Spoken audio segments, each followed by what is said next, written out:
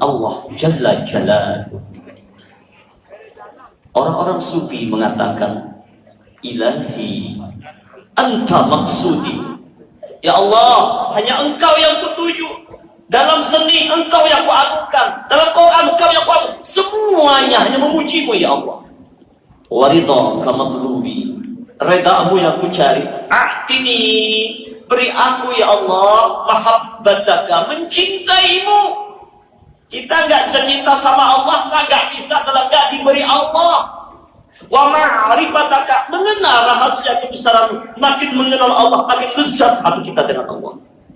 Para jamaah, ketika hari kiamat ada sekelompok manusia ingin dibakar oleh api neraka.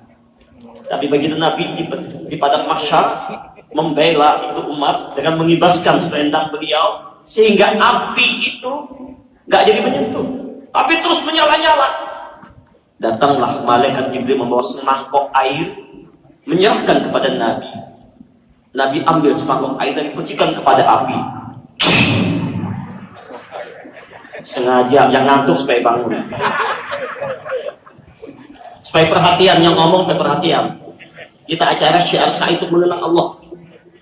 Jadi dengan seni kita mencintai Allah. Banyak ulama sufi dengan seninya memuji Allah. Ada Nur Araniri, ada Jalaluddin Rumi. Banyak ulama-ulama sufi yang mereka mencintai Allah. Api itu padam. Nabi bertanya kepada Jibril, hai Jibril, air apa ini? Kok cuma semangkok air bisa memadamkan kobaran api neraka? Padahal sealaman disiramkan gak mungkin padam. Air apa ini? Apa jawab Jibril? Ini air bukan sembarang air. Ini air adalah air mata umatmu di dunia, yang dulunya dia bergelimang dosa, bergelimang maksiat. Allah beri hidayah kepadanya, Allah cinta kepadanya, lalu dia bertobat, sadar akan dosanya, menyesal, takut akan murka Allah, berharap rahmat Allah, timbul cinta yang mendalam kepada Allah, tetesan air mata kerinduan kepada Allah. Inilah yang kami kumpulkan, inilah yang memadamkan kobaran api neraka. Ayo banyakin menangis, tangis rindu kepada Allah. La yalijun nara rajulun ba'a min khasyatillah hatta ya'udal laban bid-dari. Enggak dibakar di neraka orang yang pernah menangis mengenang dosanya, takut dengan murka Allah. Orang yang menangis rindu kepada Allah, tengah malam orang dunia muncul air mata menangis dan rindunya kepada Allah, enggak akan dibakar oleh api neraka. Kerinduannya berharap agar Allah jangan melepasnya walaupun sesaat. Kita bermohon kepada Allah sesaat pun jangan mau lepas dari Allah. Allahumma rahmataka arju fala takilni ila nafsi arba'in. Itu doanya Nabi. Ya Rabb, rahmatmu yang kuharapkan, jangan kau lepaskan aku darimu walau sekejap saja. Aku tak sanggup jauh darimu, walau sekejap pun aku tak sanggup jauh darimu. Inilah permohonan bayar hakiki, ingin tidak mau jauh dari Allah, walaupun di dalam neraka sekalipun hanya ingin dengan Allah. Para jamaah, inilah bahasa cinta. Tapi ingat,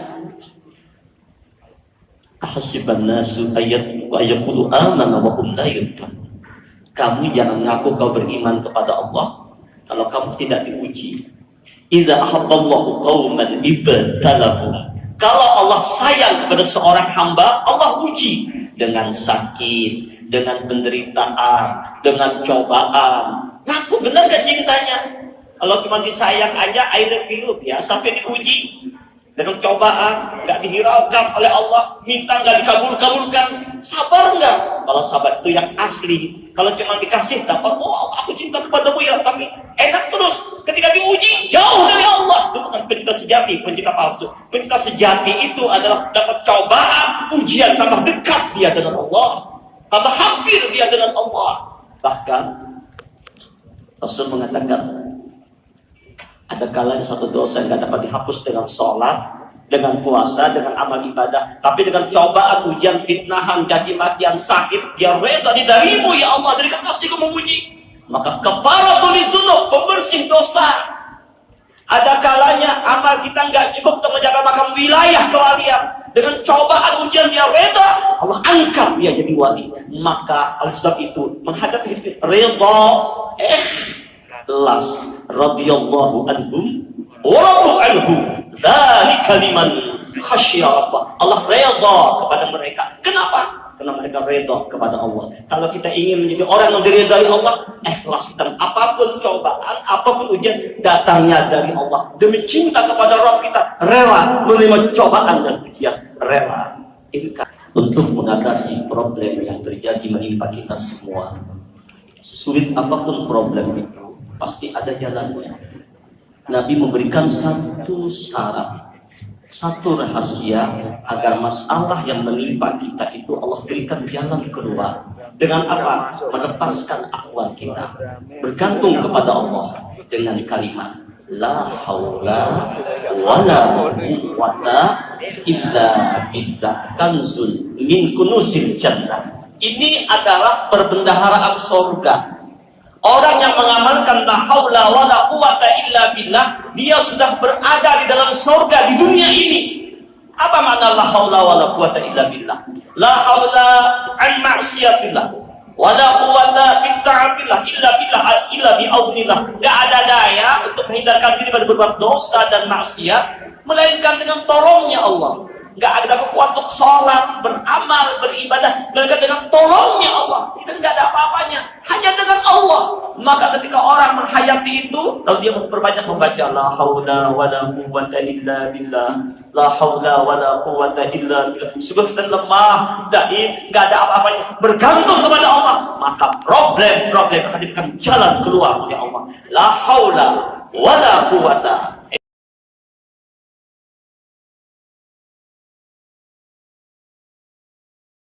Selalu bersama dengan Allah. Sudah jam berapa ini? Cukup sudah? Baik. Kami akan minta Kang Karamai membawakan sebuah puisi, suara hati beliau, kerinduan kepada Rabbnya. Tapi karena cinta beliau kepada anak dan mantu beliau, beliau minta kepada guru lewat suara hati beliau, guru, nyanyikan sebuah lagu untuk anak kami, untuk aku dan istriku, kata beliau, untuk suami dan istri yang ada di sini semua, sehingga suami istri bukan hanya nikmat di dunia, tapi kumpul di surganya Allah. Wa azwajuhum bizilalin 'alal araiki muttaqiun. Mereka bersama istri-istri mereka, suami mereka, anak-anak mereka berbondong-bondong masuk surga. Kita ingin semuanya ini terjadi pada kita. Dan Allah ucapkan salam qaulan mir rabbir rahim. Allah ucapkan selamat bagi keluarga yang di dunianya keluarga sakinah, mawaddah, warahmah, yang tahan cobaan ujian. Hidup ini penuh cobaan, dengan cobaan macam-macam. Dia minta kepada Allah, Tuhan, jangan kau pisahkan aku dengan istriku. Tuhan, jangan kau pisahkan aku dengan suamiku. Pertahankan kami. Kami mencintai karenamu ya Allah. Satukan kami di dunia, satukan kami di akhirat. Tuhan, jangan kau pisahkan aku dan dia. Engkau Kristus.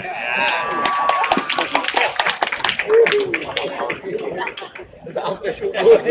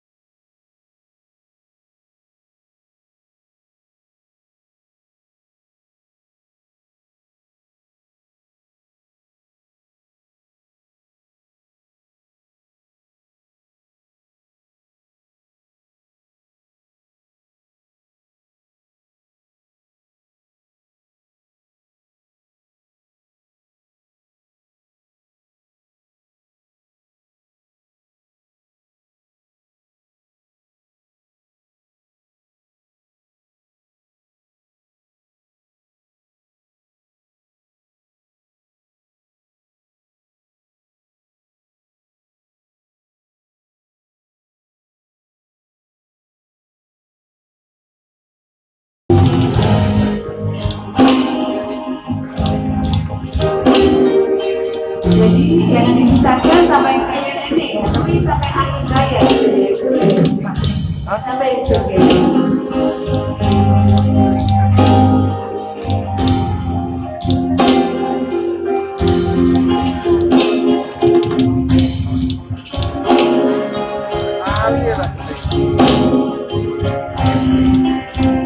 Yang apa boleh menyanyikan? Jadi doa ya, untuk dan semuanya.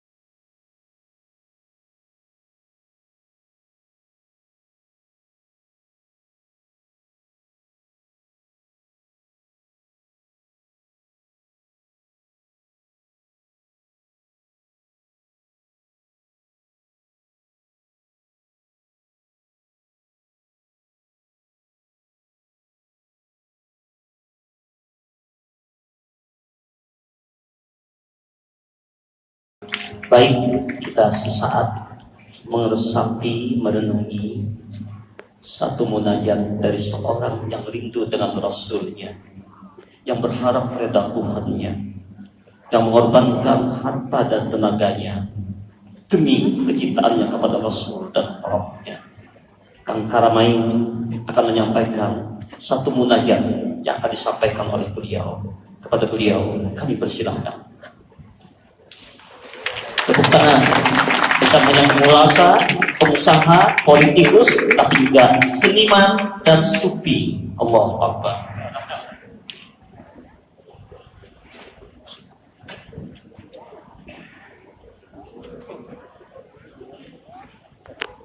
Assalamualaikum warahmatullahi wabarakatuh. Ini puisi pendek ini.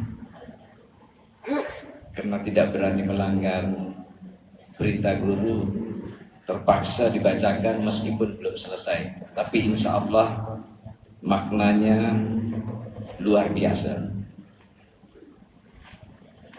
Judulnya,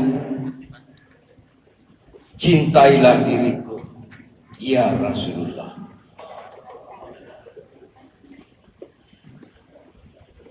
Ya Nabi, Ya Rasul, Ya Habib, Kaulah kekasihku,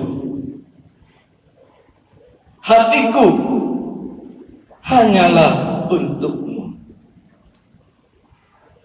Sungguh tak terbayang bila hidup tanpa diri engkau, ya Rasulullah. Hidup ini pasti takkan berarti bila engkau tak bersama. Cintailah diriku, cintailah diriku, cintailah diriku, wahai kekasih Allah.